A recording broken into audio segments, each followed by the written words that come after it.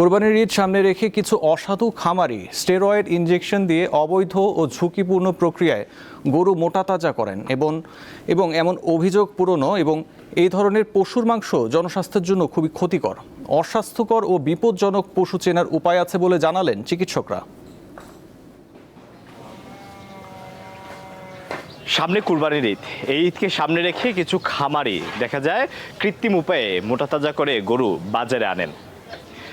আমরা আজকে জানার চেষ্টা করব কিভাবে একটি কৃত্রিম উপায়ে মোটাতাজা করা গরু চেনা যায়। দেখবেন গোস ওটার চলে ঠেলিয়ে উঠছে গাছ দিয়া, ওইটাই বুঝবেন ওইটা ট্যাবলেট খাওয়ান গিয়া টাইম কোনো নাই। ও গরুটার চামড়া ধরে টান দিলে ওটা যদি ধীরে ধীরে মিশে চামড়াটা, তাহলে মনে করা যাবে যে ওইটা কোনো ইঞ্জেকশন দেওয়া বা ভেজাল কোনো খাবার খাওয়ানো।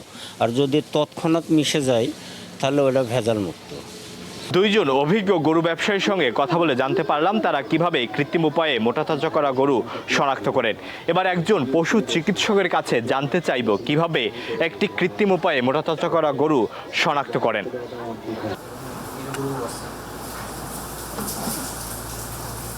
কোরবানি ঈদ আসতেছে সামনে, এই সময় কিছু অসৎ ব্যবসায়ী তাদের গরুকে সেই স্টেরয়েড দেয়। স্টেরয়েড দেওয়ার কারণে গরু ফুলে যায় অনেক বেশি।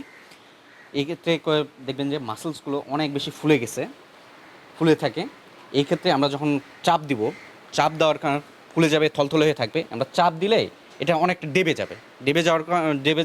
যাবে, কিন্তু নর্মাল গরুর ক্ষেত্রে দ্রুত ব্যাক করবে, কিন্তু স্টেরয়েড দেওয়া গরুর ক্ষেত্রে এটা সহজে ব্যাক করবে না। এদের যে অ্যাক্টিভিটিগুলো অনেক পরিমাণ কম থাকবে। এই যে কান নড়াচ্ছে, লেজ নড়াচ্ছে, মাছি তাড়াচ্ছে, এই জিনিসগুলো তারা করবে না।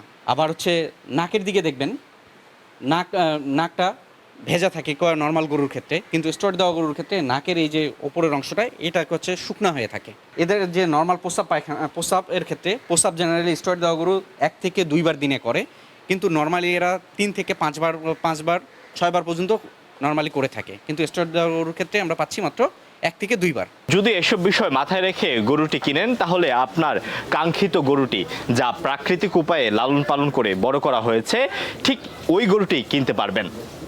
আলোয়ান খান, দীপ্ত সংবাদ, ঢাকা।